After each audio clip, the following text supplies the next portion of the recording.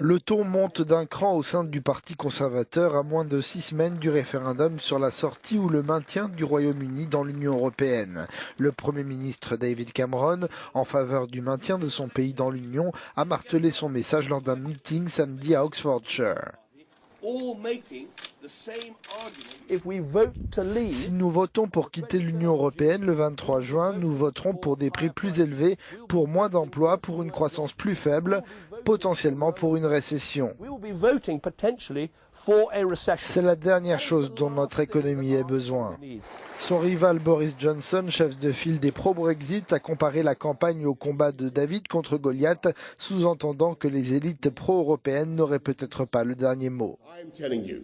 Je vous le dis, si nous votons pour quitter l'Union européenne le 23 juin et si nous reprenons le contrôle de ce pays, de notre démocratie et de notre économie, alors nous pourrons prospérer comme jamais auparavant.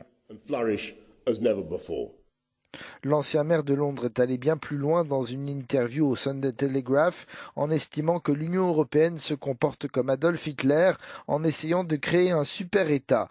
Toutes les tentatives pour réformer le bloc européen se sont toujours soldées par un échec, a-t-il insisté. Pour l'instant, partisans et adversaires du Brexit sont au coude à coude dans les sondages, mais en ce qui concerne le Parti conservateur, les Britanniques sont 2 fois plus nombreux à faire confiance à Boris Johnson qu'à David Cameron.